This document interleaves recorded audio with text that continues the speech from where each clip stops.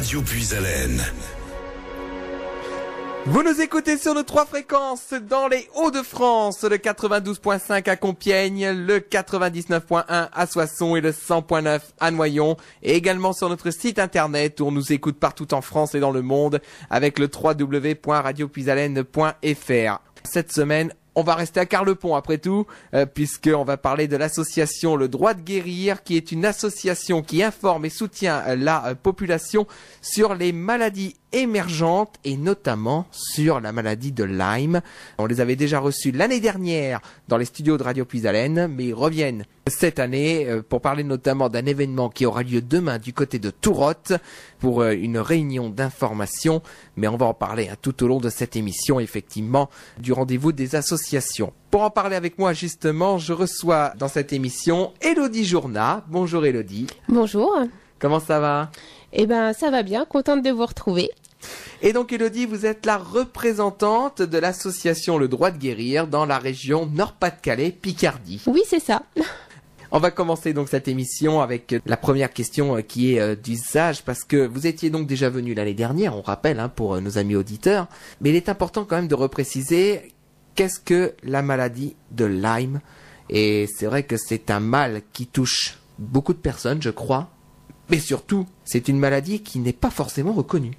Non, elle n'est pas reconnue, tout au moins dans sa forme chronique, parce qu'il existe 2 formes de maladie. Donc la forme aiguë, qui est en fait très souvent donnée par une morsure de tique.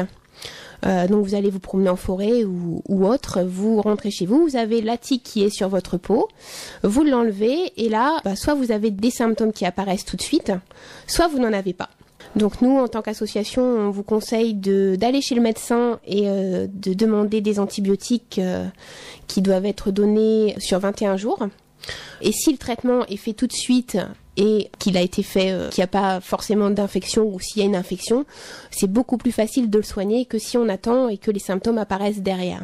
Et surtout qu'il faut quand même bien préciser également à nos amis auditeurs qu'il y a tout un panel de maladies autour qui font en sorte que ce n'est pas forcément au départ ce qu'on pourrait penser la maladie de Lyme, oui, mais qui finalement derrière, en creusant un petit peu plus, on se dit il y a peut-être effectivement cette maladie.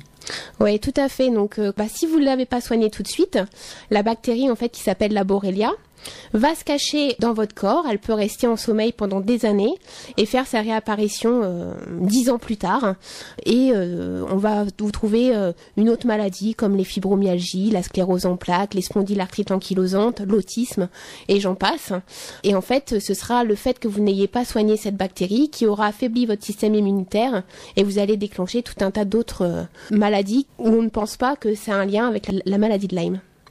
C'est vraiment très important. En plus, c'est vrai que ici, nous, à Carlepont, on est dans un secteur qui est quand même relativement forestier, avec pas mal de forêts tout autour de Carlepont. Il y a peut-être des personnes qui nous écoutent aujourd'hui et qui sont aussi randonneurs, qui vont dans la forêt. Il faut vraiment faire hyper attention dès que vous sentez que vous vous êtes fait piquer par une tique, ne pas attendre pour réagir et surtout d'intervenir très très vite. C'est ça. En fait, plus vous attendez et plus la tique peut vous transmettre des parasites, des bactéries ou des virus. Et c'est pour ça qu'il faut l'enlever rapidement et qu'il faut vraiment aller consulter son médecin qui, en théorie, vous prescrira des antibiotiques et qui vous évitera d'avoir des problèmes par la suite. D'accord. Alors, rentrons un petit peu dans l'histoire, si j'ose dire, de cette maladie, parce que cette maladie, quand même, est relativement récente, puisque ça date des années 70. Et là, c'est extrait du site du Droit de Guérir, où justement, vous allez retrouver toutes les informations, également toutes les campagnes de sensibilisation qui sont mises en place par l'association. Il y a quand même donc une histoire, c'est que dans les années 70 aux États-Unis, il y a beaucoup de jeunes qui, justement, ont eu une épidémie, mais une épidémie d'arthrite, c'est-à-dire qu'au départ, on pensait pas du tout que c'était la maladie de Lyme. Effectivement, donc la maladie de Lyme vient d'une petite ville donc dans le Connecticut aux États-Unis qui s'appelle Lyme, d'où son nom. Et c'est en fait un chercheur qui a trouvé bizarre que des enfants soient tous atteints d'arthrite juvénile. Et donc, il a fait des recherches et il a trouvé cette fameuse bactérie qui est donc la Borrelia. Et c'est à partir de là qu'on a commencé à avoir les premiers cas de maladie de Lyme dans le monde. D'accord, mais au départ, on n'arrivait pas à citer justement que c'était la maladie de Lyme, si je comprends bien.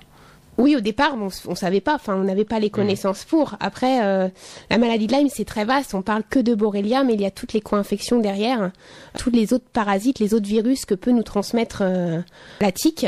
On parle beaucoup de tique, mais il n'y a pas que la tique, malheureusement, qui transmet cette maladie. Mais voilà, on ne savait pas à l'époque. Alors, ça, c'est au niveau des États-Unis. Faut bien préciser que c'était dans les années 70. Mais au niveau de la France, il y a une personne qui s'appelle Mathias Lacoste qui souffrait également de cette maladie. Oui. Et qui a alerté un petit peu tout le monde parce que il souffrait de cette maladie, mais personne ne voulait l'écouter. C'est ça. En fait, le problème aujourd'hui, c'est qu'on est tous quasiment dans le même cas. C'est que si je prends le cas de Mathias Lacoste, donc qui est donc le président de notre association, qui vit en Ardèche, lui, il a tout perdu. Donc, il a perdu son emploi. Il pouvait plus travailler à cause de la maladie et il n'était pas reconnu. Donc, il y est toujours pas d'ailleurs. Donc, il était plus payé. Donc, il a fait une grève de la faim le 18 juin 2016. Et donc, ça a été relayé sur les réseaux sociaux. Et il y a eu énormément de monde qui ont suivi ses actions. Et c'est de là qu'est née l'association, en fait. D'accord, parce qu'en fait, il voyait qu'il n'était pas du tout reconnu, que ce soit dans le milieu, enfin au niveau social ou au niveau médical, et après il s'est dit mais c'est pas possible, quoi, c'est pas normal que je souffre autant et pourtant personne me croit. C'est ça, personne ne nous croit. En fait, à partir du moment où vous avez plus de 5 symptômes différents, les médecins très souvent considèrent que c'est des cas psychiatriques. Donc on ne vous croit pas et on vous envoie un psy et on vous laisse avec vos maux et votre état de santé qui se dégrade. Il y a des personnes qui sont certainement encore aujourd'hui dans des hôpitaux psychiatriques avec peut-être des paralysies et des choses comme ça et on leur dit que c'est dans la tête alors que non, c'est juste une histoire de système immunitaire et de bactéries, quoi. Et là, je reprends un extrait du site internet qui est justement très criant. Très souvent, les patients reçoivent le diagnostic d'une maladie auto-immune, mais ils peuvent aussi se retrouver en psychiatrie, car un patient qui se plaint de douleur et qui a des examens entre guillemets normaux, je dis bien entre guillemets, est considéré comme somatisant par le monde médical. Alors, les tests qu'on nous fait aujourd'hui, le problème c'est qu'un médecin, entre guillemets lambda, ne va pas forcément rechercher ce qui va être parlant pour une maladie de Lyme. Donc en fait, si vous faites des radios, des IRM, des scanners, vous allez bien, vous n'avez rien, vous n'avez pas de lésions, donc vous allez bien. Le problème, c'est qu'on est sur le stade un petit peu avant les lésions, donc du coup, ça se voit pas forcément au premier coup d'œil. Donc il faut vraiment pas hésiter à nous contacter pour qu'on vous dirige vers un médecin qui connaît la maladie et qui va pouvoir vous faire des analyses qui seront vraiment pour rechercher cette maladie de Lyme. Et là, on pourra vous dire si vous l'avez ou si vous ne l'avez pas et surtout mettre des traitements en place pour aider les personnes qui sont en errance médicale. Parce que justement, il y a aussi quand même un autre problème qui se pose et c'est quand même presque invraisemblable ici en France. C'est de voir qu'il y a certains médecins qui respectent le serment d'Hippocrate. Alors, pour rappeler le serment d'Hippocrate, donc c'est un serment qui est posé par tous les médecins lorsqu'ils prennent leurs fonctions. Et ils se doivent de soigner les personnes vraiment de la meilleure façon possible. Et comme la maladie de Lyme n'est pas forcément reconnue, oui. Il y a des médecins qui s'écartent un petit peu de ce serment d'Hippocrate, mais ils sont traqués. Ils s'éloignent pas vraiment en fait du serment d'Hippocrate parce que eux, ils font leur travail. C'est-à-dire que leur but, c'est de soigner les gens et d'aider les gens. Et le problème, c'est qu'aujourd'hui, on leur reproche de donner des antibiotiques au long cours. On leur reproche plein de choses, de pas respecter le consensus de 2006 qui dit que on doit donner 21 jours d'antibiotiques renouvelables une fois. Donc ça, c'est un traitement qui est valable pour des maladies de Lyme en phase aiguë, mais pour tout ce qui est Lyme chronique, les gens qui ont ça depuis très longtemps, très souvent, c'est pas suffisant. Donc moi aujourd'hui j'ai mon médecin qui est embêté avec le Conseil de l'Ordre. Il est menacé d'être radié pour insuffisance professionnelle. Donc en fait, limite on lui dit de retourner à l'école pour refaire des études, sauf qu'il connaît très bien la maladie. Et aujourd'hui, si je suis sur mes deux jambes et que je marche et que je vais à peu près bien, c'est grâce à lui. Et je suis horrifiée de voir qu'on peut s'attaquer à des médecins qui essayent de nous aider. Et il faut vraiment qu'on bouge, nous, les malades, pour essayer d'aider ces médecins qui donnent tout, qui donnent leur vie, qui donnent vraiment tout pour nous aider. Et ils ont vraiment besoin de nous aujourd'hui. Et c'est quand même incroyable de se dire ça en France, quoi. C'est quand même très surprenant d'avoir ça. C'est surprenant, mais c'est pas le premier. Et ce sera pas le dernier, malheureusement.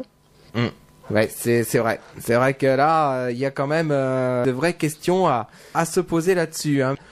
Donc, ce médecin qui soigne ces patients, qui les soignent d'ailleurs très bien. Oui, il soigne très bien, la preuve.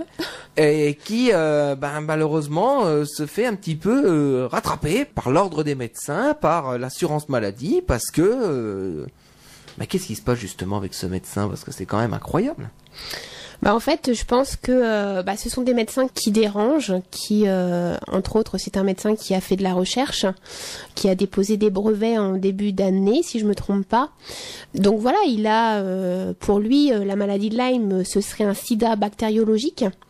Donc ça ouvre les portes à tout et on attrape tout ce qui traîne. Et ça dérange parce que on va soigner les malades, parce qu'on va trouver des solutions à des gens qui ont des maladies. C'est juste honteux. Aujourd'hui, je vais plus avoir de traitement, donc c'est quand même grave qu'on laisse des malades sans rien. Et il faut vraiment faire quelque chose et il faut aider ce médecin. Donc il y a des actions qui sont en cours, notamment des actions avec son avocat. Donc les malades ont possibilité de porter plainte. C'est le monde à l'envers. C'est les patients qui, entre guillemets, sauvent leur médecin, alors que ça devrait être totalement l'inverse. On est malade et c'est à nous de faire les démarches pour sauver notre médecin, pour continuer d'aller mieux, parce que on est loin d'être guéri. Justement, j'allais rebondir sur ce que vous venez de dire à l'instant même, c'est-à-dire qu'habituellement, c'est le médecin quand même qui aide les patients. Et là, en fait, on a le sentiment que c'est les patients qui aident le médecin, ce qui est complètement ahurissant. Tout à fait. Mais bon, malheureusement, on peut pas faire grand-chose. Il y a des actions qui sont en cours, ça c'est sûr, mais on va continuer à l'évoquer. Alors justement, on parlait tout à l'heure de maladies auto-immunes parce que en fait, quand on attrape la maladie de Lyme, si je comprends bien, on a la sensation que c'est des maladies entre guillemets auto-immunes parce que il n'y a pas de symptômes vraiment véritablement associés à la maladie de Lyme, si je comprends bien. En fait, c'est une maladie qui a énormément de symptômes et qui est dite imitatrice. C'est-à-dire que quand vous avez la maladie de Lyme, on peut très bien la confondre avec d'autres maladies parce que les symptômes sont similaires à tout un tas de maladies auto-immunes. Donc le diagnostic est d'autant plus difficile, d'autant plus que les tests ne sont pas fiables. Donc c'est vraiment très très compliqué pour avoir un bon diagnostic et vraiment se diriger sur cette piste. Parce qu'en plus, quand je regarde ce qui est marqué sur le site internet, donc les agresseurs étant reconnus comme des tissus sains, entre guillemets, par les globules blancs, en fait, le système immunitaire va déclencher une quantité anormale d'anticorps qui vont s'attaquer non seulement à la source du problème, mais vont s'attaquer aussi à tout ce qui est sain. Je suis pas médecin pour aller dans ce genre de débat, mais c'est vrai que c'est très très compliqué et on tourne en rond en fait. C'est tellement compliqué, on est tous différents, on a tous des réactions différentes, des corps différents, des atteintes différentes. Donc c'est très très compliqué pour savoir vraiment si on a la maladie de Lyme, mais il faut vraiment aller consulter des médecins spécialistes et il y a qu'eux qui pourront vous dire si vous l'avez ou non. Nous avons un témoignage. Élodie, on va la retrouver tout de suite. Elle nous appelle de Levallois-Perret. Alors Levallois-Perret, nous sommes dans les Hauts-de-Seine, il me semble. Donc dans le département 92, où on nous écoute par le streaming internet, par le www.radiopisalène.fr. Et on va retrouver tout de suite Laure qui nous attend au téléphone. Bonjour Laure. Bonjour. Comment allez-vous? Très bien. Enfin, très bien, c'est un grand mot, mais... C'est vrai que comme on l'évoque depuis le début de l'émission avec Élodie, on se rend compte que la maladie de Lyme, il y a beaucoup de choses qui vont à côté. Tout à fait. Je dis très bien parce que ça sert à rien de dire qu'on va pas, mais en fait, clairement avec cette maladie, ça va jamais. Donc voilà. Maintenant, quand on nous dit bonjour, comment allez-vous, on ne répond jamais, ça va pas. Alors justement, vous pouvez apporter votre témoignage à nos auditeurs. Élodie, elle écoute également votre témoignage. Justement, comment vous avez été, entre guillemets, soigné et reconnu comme malade de la maladie de Lyme? Alors, reconnu comme malade, c'est difficile parce qu'il n'y a pas de reconnaissance. Donc officiellement, je ne suis pas malade. Je n'ai pas de reconnaissance, pas de revenus, pas de situation, rien du tout. Je suis malade depuis très longtemps, mais ça je l'ignorais pendant à peu près 20 ans, donc c'est un petit peu compliqué. Je ne le savais pas, donc j'ai traîné des problèmes de santé pendant des années, dont une sécheresse oculaire sévère, handicapante et pas mal d'autres problèmes. Et j'ai été mordue en 2016 par une tique. J'ai été traitée par le traitement officiel. Ça allait très bien durant le traitement. Et juste après le traitement, les symptômes sont revenus, à savoir de la fièvre, une fatigue écrasante, j'ai dormi près de 48 heures, des douleurs articulaires, des maux de tête très importants. Et là, je me suis heurtée à tous les médecins. Comme j'avais eu le traitement officiel, personne n'a voulu me soigner. J'ai quand même été à l'hôpital, j'ai vu plusieurs médecins, mais dès le départ, j'ai senti une réticence, mais je ne connaissais pas du tout ce scandale. Et à la salpêtrière, après quelques examens, mais sans un ELISA, le test de la maladie de Lyme n'est pas fiable du tout. Donc un ELISA qui est revenu négatif. On m'a fait quelques tests, dont aucune maladie atypique. Tout allait bien. Le médecin a pris ma mère à part pour lui dire votre fille, il faut l'interner en psychiatrie. Donc voilà, je ne suis pas folle du tout, mais voilà le sort réservé à quasiment tous les malades de Lyme. On nous dit à tous, faut aller en psychiatrie. Donc mon état, je ne peux plus marcher depuis septembre 2016 quand même, ou quasiment pas. Enfin, je peux faire quelques pas, bien sûr, et ça dépend, parfois pas du tout. Mais je suis clouée au lit la plupart du temps parce que j'ai du mal à tenir debout, tenir assise. Je dois soutenir mon cou aussi la plupart du temps. Donc c'est très compliqué. En fait, on perd toutes nos forces. J'ai plein d'autres choses. Ça atteint tous les organes. J'ai de l'arythmie cardiaque, de la tachycardie. Enfin, si je commence à énumérer les symptômes, je manque de souffle aussi. Donc clairement, non, je vais pas bien. Et grâce au docteur Brandsten, je vais quand même mieux. Donc docteur Brandsten, j'ai le même médecin qu'Elodie, qui est aujourd'hui sévèrement attaqué, qui subit une procédure criminelle, on va dire, criminelle, parce que notre docteur, tous ses patients sont contents de lui. Clairement, il nous sauve. Je vais me retrouver également sans médecin si lui, on le radie.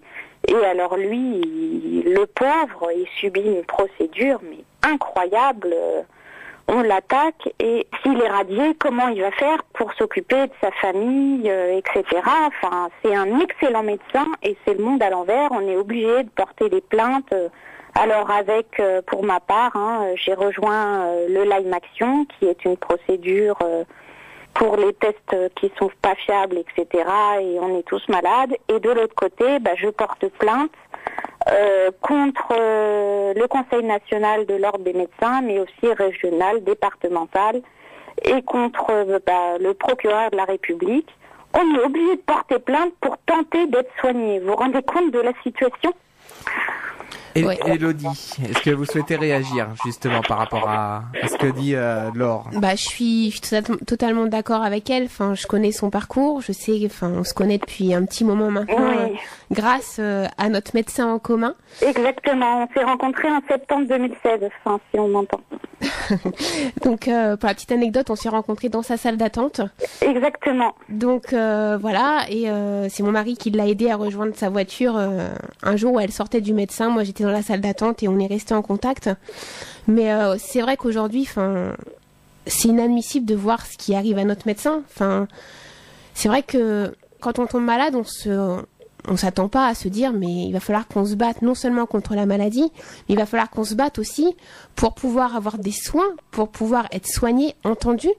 On marche sur la tête, quoi. C'est exactement ça. On doit se battre contre les institutions pour pouvoir être soigné. Pour le moment, on parle même plus de reconnaissance d'argent ou autre. On perd tout, on a tout perdu. Moi-même, je peux plus travailler depuis des années et j'ai aucune reconnaissance. Je suis dépendante de mon conjoint, pour information, qui est très malade. D'accord. Je n'ai aucune reconnaissance, aucun revenu. Voilà. Que dire ? Et notre médecin, je suis écœurée de cette situation. Ça me fait un mal au cœur pour lui parce que c'est quelqu'un de passionné qui a du cœur tout simplement, qui s'occupe de ses patients qui sont malades. Mais lui, il a sa famille qui est malade aussi. Ses 3 enfants sont touchés puisque cette maladie est transmissible. Vous lirez partout que c'est pas transmissible, mais c'est transmissible. Demandez à Elodie, ses 3 enfants sont malades également. Donc on nous raconte des sornettes et c'est vraiment une maladie grave. Hein. Franchement, on est dans des états lamentables. Et on nous laisse comme ça. Le gouvernement ne fait rien. Le ministre de la Santé doit sortir un plan. Je ne sais pas trop ce qu'il y a dedans, mais si c'est ce que nous en avons entendu, c'est une catastrophe pour les malades. Et on ne va pas se laisser faire. Il va falloir qu'on se bouge encore plus. Mais alors, comme je dis à Elodie, on ne peut pas être malade tranquille. On est déjà malade dans des états épouvantables et on doit se battre contre les médecins, contre les institutions. On doit faire des dossiers dans tous les sens. Et là, on doit défendre notre médecin corps et âme autant qu'on le peut, parce qu'on tient à lui, tout simplement.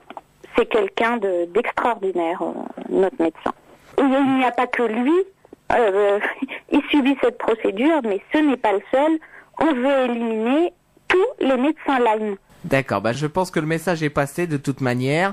Peut-être que le médecin nous écoute aujourd'hui. En tout cas, voilà, le médecin, je pense, sait qu'il est soutenu. Il y a toute sa patientèle derrière. Il faut le soutenir encore plus. Hein. Moi, j'incite les gens à porter plainte, hein, puisque c'est...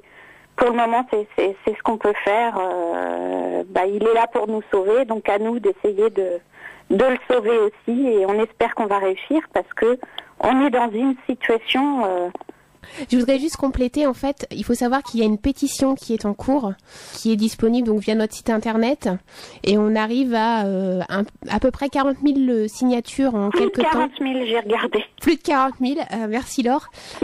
Donc, faut pas hésiter à aller la signer parce que c'est peut-être ce qui fera peser dans la balance pour notre médecin, donc il faut pas hésiter. Et comme je disais tout à l'heure, c'est pas le seul, et je pense qu'il y en aura d'autres qui suivront.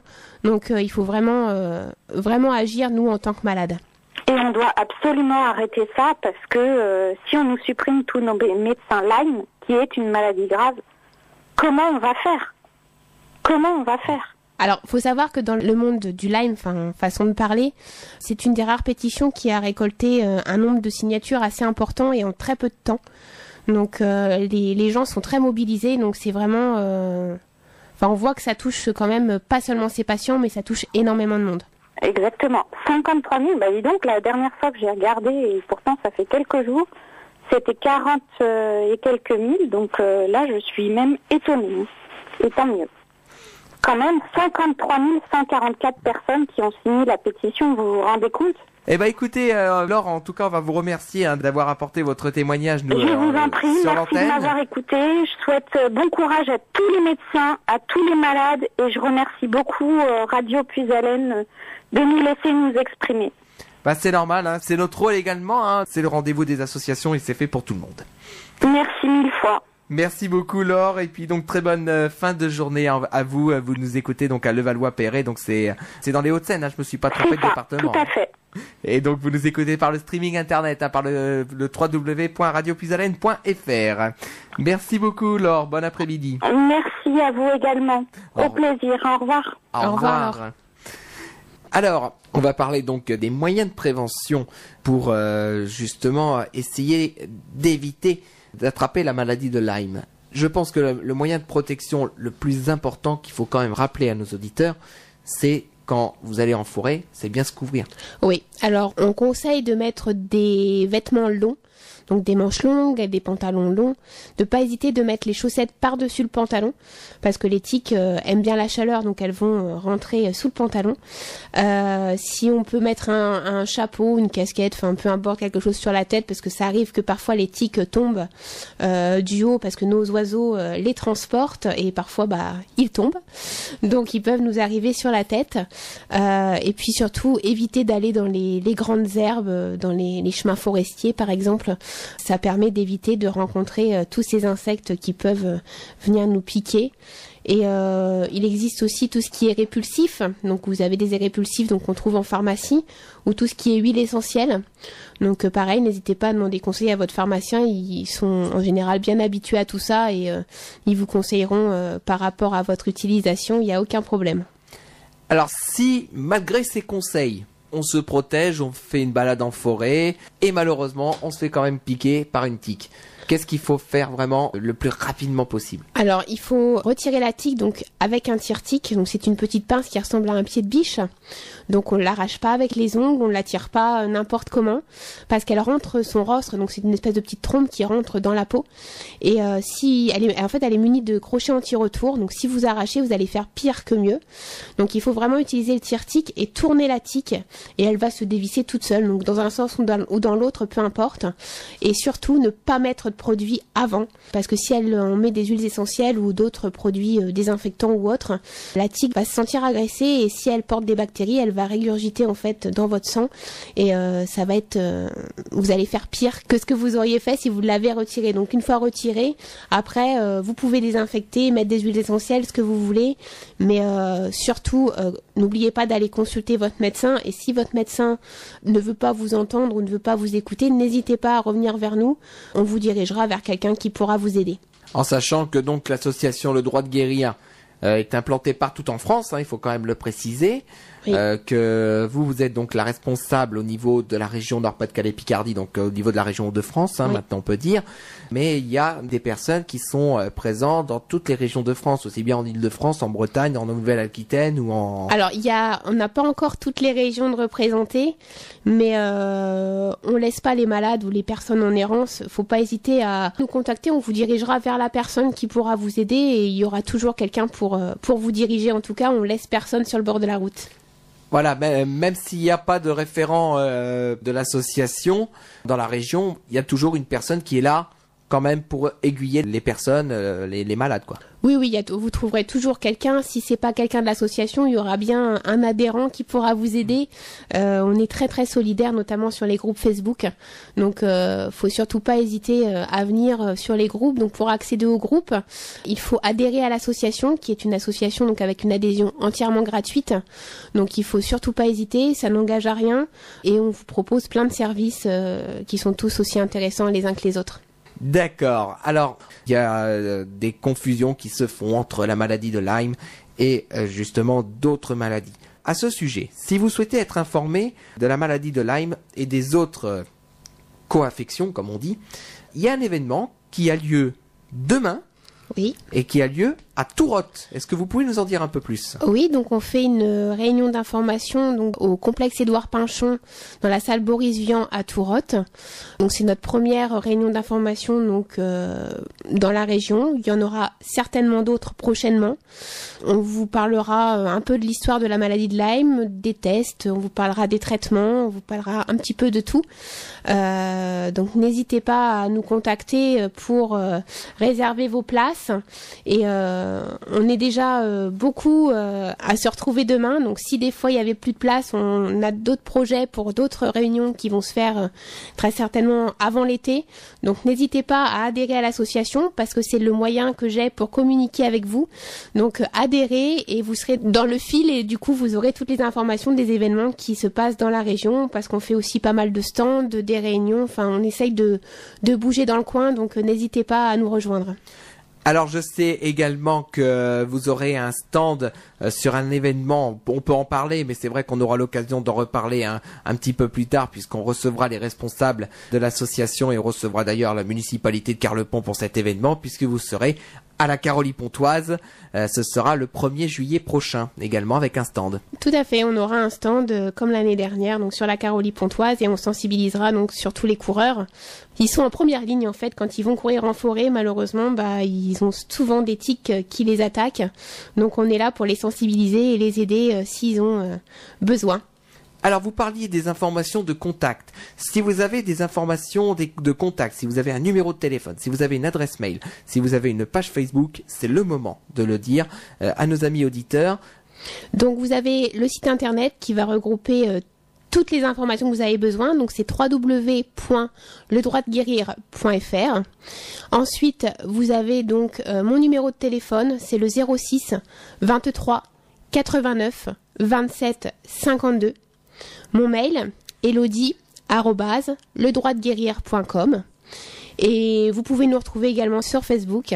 Donc moi, mon pseudo, c'est Mélolime. Donc n'hésitez pas à me contacter. On n'hésitera, enfin, il n'y a aucun souci. On est déjà beaucoup, donc on va bouger dans la région. Donc n'hésitez pas à nous rejoindre. Et si jamais vous n'avez pas eu l'occasion de prendre les informations, ne vous inquiétez pas. Tout d'abord, vous retrouvez cette émission comme toutes les autres émissions sur notre chaîne YouTube Radio Puis-Haleine.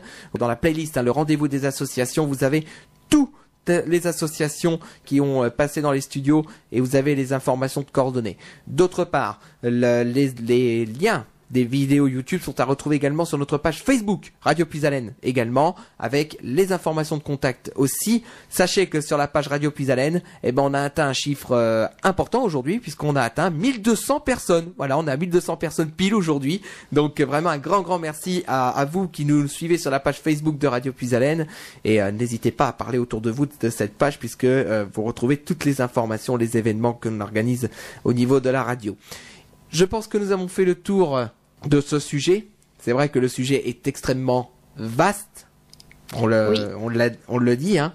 C'est vrai que si jamais vous avez besoin de revenir, par exemple un vendredi dans le rendez-vous des associations, sachez qu'on vous accueillera encore une fois avec un immense plaisir pour sensibiliser une nouvelle fois les auditeurs à la maladie de Lyme et puis à votre association, le droit de guérir. Alors, la tradition veut que ce soit les responsables de l'association qui aient le mot de la fin, donc je vous laisse le micro pour dire un dernier mot à nos auditeurs. Alors moi, je voudrais dire merci à Mathias Lacoste, parce que c'est le président de notre association. Il fait beaucoup de choses pour nous en ce moment. Aussi à tous les malades, que faut toujours garder espoir, jamais rien lâcher. Et on est là en tant qu'association, donc on va vous aider. Donc surtout, n'hésitez pas à nous rejoindre. Comme je disais tout à l'heure, tout est gratuit. Donc on est vraiment là pour vous aider. On n'est pas là pour vous prendre de l'argent ou quoi que ce soit. Donc n'hésitez pas à adhérer. Les Lymés sont solidaires, donc il y aura toujours quelqu'un pour vous aider. Voilà, et merci à Radio Puis-Haleine de nous avoir accueillis aujourd'hui. C'est normal. En tout cas, on va vous remercier également, Élodie Journa, d'être venue dans les studios de Radio Puis-Haleine à Carlepont pour venir présenter votre association. On vous souhaite une agréable fin de journée. Bon courage dans votre combat et on vous souhaite également donc un bon courage aussi pour la suite du fonctionnement de votre association. Et on espère que le message qu'on a voulu faire passer aujourd'hui, en ce vendredi après-midi, est passé et que ça va permettre à des personnes qui sont touchées par cette maladie et qui ne savaient pas quoi faire, voilà. Vous savez qu'il y a l'association qui existe, il y a le droit de guérir qui existe ici en Picardie, en Hauts-de-France, et que vous pouvez contacter Élodie Journa, il n'y a aucun souci là-dessus. Merci beaucoup. Je vous retrouve très bientôt pour de nouveaux rendez-vous sur notre antenne. Merci de votre fidélité à Radio Puis-Haleine. Au revoir.